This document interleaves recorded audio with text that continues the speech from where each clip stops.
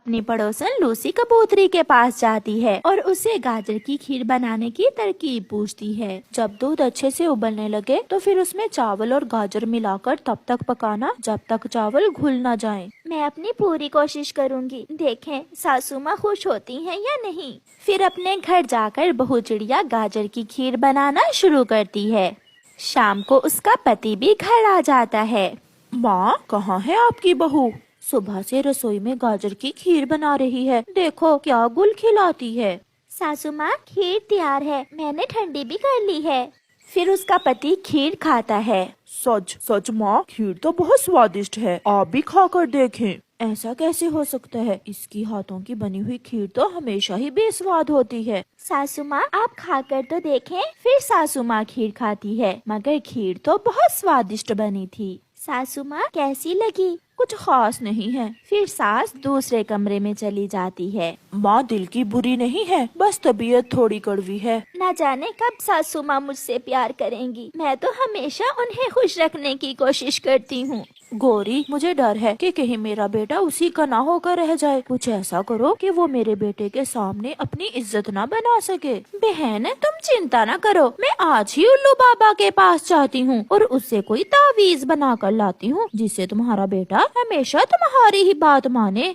रानो की सास जब गौरी कव्वी से दुख सुख करके घर आती है तो उसकी बहू रसोई में थी। बहू, क्या बना रही हो? सासू माँ, मैं आलू मटर का सालन बना रही हूँ।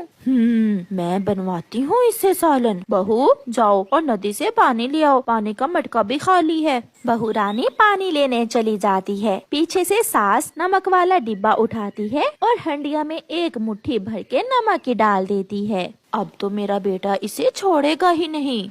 उसकी बहू जब नदी से पानी लेकर आती है तो वो रसोई में जाकर सालन में नमक चेक करती है, मगर हंडिया में नमक तो बहुत ज्यादा था। ये कैसे हो सकता है? हंडिया में नमक ज्यादा क्यों है? शायद सासू माँ का काम ही है। मैं इसका उपाय जानती हूँ। सासू माँ, आप चिंता न करें। फिर बहू हंडिया में थोड़ा शोरबा बढ़ा देती है और गूंदे हुए आटे का एक पेड़ा सालन में रख देती है जो नमक को जज़ब कर लेता है। शाम को जब उसका पति आता है तो वो बहुत मजे मजे से खाना खा रहा था। ये देखकर उसकी माँ बहुत हैरान थी। बेटा, क्या सालन में नमक ठीक है? हाँ माँ, आप खाकर तो देखें, बहुत मजे का सालन बना है आज। सासू माँ, अगर नमक ज्यादा हो जाए तो मेरे पास टिप्स हैं जिनसे नमक को कम किया जा सकता है। ये सुनकर उसकी सास बहुत हैरान हो जाती है।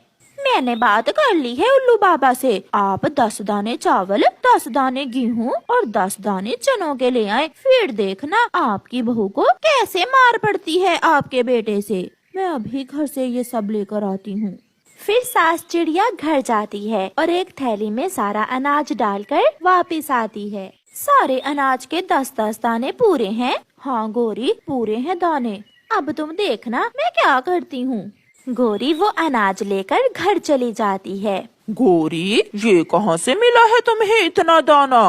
वो है ना मानो की पागल माँ। कौन? वही रानो चिड़िया की सास। उसे उल्लू बनाकर लाई हूँ मैं ये सब कुछ। वो अपनी बहू को अपने बेटे के सामने बुरा बनाना चाहती है। मेरी मदद लेने आई थी और मैंने उसे चूना लगा दिया।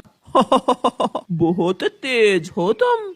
दिन गुजरते गए और रानो की सास हर रोज गौरी कव्वी के लिए अनाज घर से लेकर जाती और गौरी कव्वी उसे कोई न कोई नई बात बता देती। उल्लू बाबा ने बताया है कि अब उसकी तपस्या पूरी होने ही वाली है। फिर देखना तुम्हारी बहू से कैसा सलूक करता है तुम्हारा बेटा। महीना खत्म होने से पहले ही घर से राशन खत्म हो जाता है। अभी महीना खत्म नहीं हुआ और राशन कैसे खत्म हो गया? बेटा, तुम्हारी पत्नी ने अपनी माँ को दिया होगा अनाज। मैं तो कई दिनों से तुम्हें बताना चाह रही थी मगर चुप रही। रानो का पति बहुत गुस्से में आ जाता है। उसकी पत्नी भी नदी से पानी लेकर आ जाती है। सारा राशन कहाँ गया? माँ ने बताया है कि घर में राशन खत्म हो गया है। मुझे क्या मालूम, अलमारी की चाबी तो सासू माँ के पास होती है। हाँ, अब ये कहो कि मैंने दे दिया है राशन किसी को। ये सब तुम्हारे ही करतूत हैं। रात को रानो चिड़िया अपने पति से कहती है, मैं बहुत दिनों से चुप हूँ मगर आज मैं आपको सच बताना चाहती हूँ।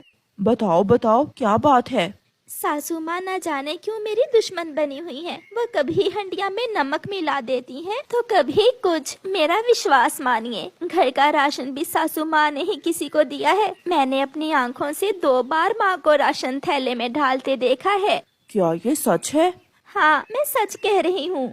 फिर दूसरे दिन मानो चिड़ा काम पर जाने की बजाय घर के बाहर एक पेड़ के पीछे छुप कर बैठ जाता है। उसकी माँ थैले में अनाज डालकर गोरी कवि के घर की तरफ निकलती है, तो उसका बेटा भी पीछे पीछे चल देता है। आज आखिरी दिन है, कल तुम्हारी बहू का जो हशर होगा वो पूरा जंगल देखेगा। जंगल देखे ना देखे, बस मेरा बेटा उससे प्यार ना करे। मुझे डर है कि मेरा बेटा कहीं उसके प्यार में माँ को ही ना भूल जाए।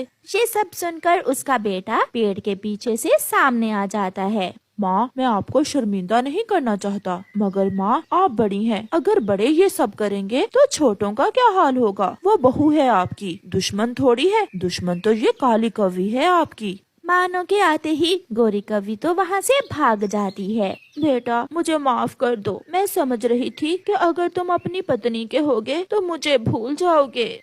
माँ, आप मेरी माँ हैं और एक बेटा माँ को कैसे भूल सकता है? चलो घर चलें और आज के बाद आप ऐसा कुछ नहीं करेंगी। फिर मानो अपनी माँ को घर ले जाता है। बेटी, मुझे माफ कर दो। आज मुझे एहसास हो गया है मैंने आपसे बहुत बुरा किया। आज के बाद हम दोनों प्यार से रहा करेंगी। सासू माँ, शुक्र है आपको एहसास हो गया। मगर सासू माँ, फिर कभी हंडिया में नमक ज्यादा न मिलाना, वरना शोरबा बढ़ाना पड़ जाएगा। ये सुनकर वो सब